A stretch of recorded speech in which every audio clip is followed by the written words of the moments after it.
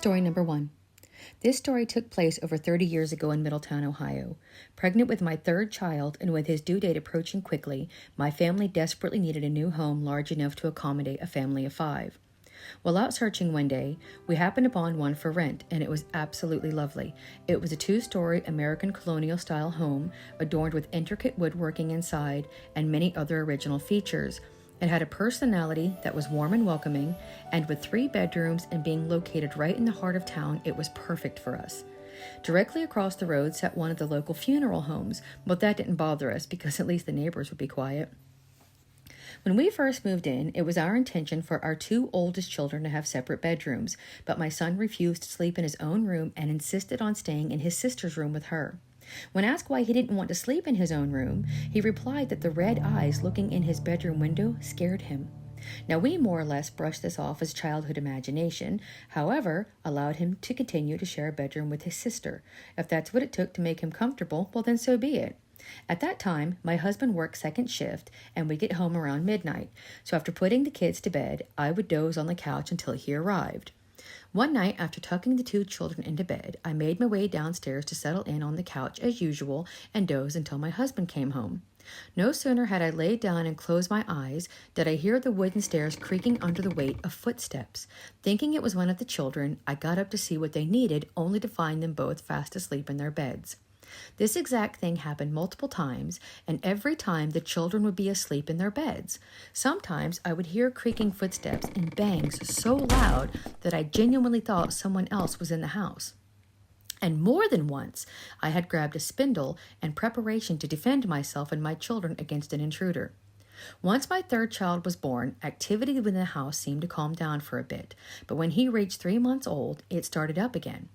While the house was great, it was unfortunately poorly insulated, so during the winter we had moved everyone downstairs in an attempt to stay warm. One afternoon, while my 2 oldest children were at school, I had laid the baby down for a nap in the living room, and after propping his bottle up with a blanket, I went about my business. I walked into the kitchen just for a moment, and upon returning, I found the bottle cap and nipple had been removed and placed neatly by my baby's head, and the bottle of milk sitting on the floor a solid 3 feet away. Not a drop of milk had been spilled. Knowing no one had been in the house to do this, I was for sure shook up. Gathering up the pieces, I reassembled the bottle before anxiously shouting out, "Stop it!" into the empty room.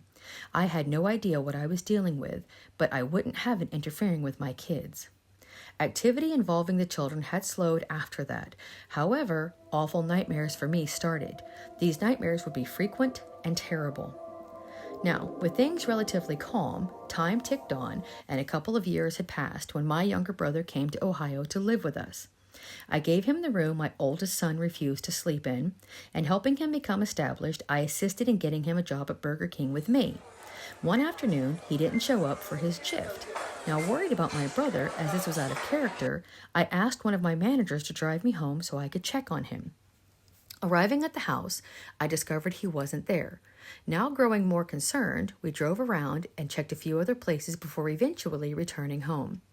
After arriving home the second time, I was relieved to see my brother's truck in the driveway. But imagine my shock and dismay to find him packing up to leave. When I asked him what had happened and why he was leaving so abruptly, he refused to answer me and left for Kentucky the same night. Well, that left me confused and saddened to see him go. And it would be a few years and a move ourselves before I found out what happened to him the day that he fled. While home alone in the house, he had woke up to get ready to go to work when something that he couldn't see pinned him to the bed. Unable to break free from this invisible force, alone and confused as to what his adversary was, he was beside himself with fear. Once his attacker finally decided to release its unholy grip on him, he immediately fled, vowing to himself that he would never enter that house again. Story number 2. It was 1997, and my then husband and I had just relocated to a small town in Tennessee. I was a young girl of only 19 and had one baby who had just turned a year old and was pregnant with my second. Settling into a very small single-wide trailer that sat on the edge of a holler, it wasn't much, but the rats didn't seem to mind. This was a particularly dark time in my life and certainly not my dream home, but it was all I had, so I made it work. We hadn't lived in the trailer too long when I began hearing odd thumps, bumps, and bangs throughout the residence. One afternoon, while I was in the kitchen fixing lunch, an awful bang emanated from the master bedroom at the opposite end of the house. It was sudden and loud and sounded like it came from the roof. I thought maybe a branch had fallen from a tree, but after checking things out, well, I saw nothing. A few days later, I had laid my son down for a nap. At this point, he was still sleeping in my bedroom with his crib against the opposite wall from where my bed was. I handed him his bottle, and I left. If you're unfamiliar with the layout of a single wide trailer, the master bedroom was on one end with a long, narrow hall that leads into the open-plan living room and kitchen area. I had left our bedroom and made it almost to the end of the hall when my son began to cry. Turning around, I went back to check on him and found his bottle sitting upright on the mattress at the opposite end of his crib. Thinking nothing of it, I handed his bottle back to him and watched as he began to slip into sleep again. Leaving him to nap, I headed back towards the living room. Once again, I made it almost to the end of the hallway when he began to cry. Letting out a defeated sigh, I turned again and made my way back to him. Only this time, when I approached his crib, his bottle was nowhere to be seen. Moving blankets and checking all around and seeing nothing, I looked fruitlessly under his crib before scanning the room. And there it was, his bottle. But it was nowhere near him nor his crib, but rather sitting neatly on my bedside table. Well, now how was that possible? My bedside table was across the room at least 8 feet away. How could a 1-year-old throw his bottle that far and manage to have it land perfectly upright? Being an exhausted mother, I second-guessed myself, but I knew rightly that I had not set that bottle there. But how else could it have happened? Giving my son his bottle back for the 3rd time, I left the room yet again. Only this time, I had barely made it over halfway down the hallway before he started to cry again. Turning around to head back to our bedroom, I was stunned and horrified to see my son's bottle sitting in the middle of the hallway floor. There was absolutely no way anyone, much less a child, could throw a bottle around a corner and up a hallway, having it land upright and all without a sound. I immediately took my son from his crib and kept him in the living room with me until his father got home.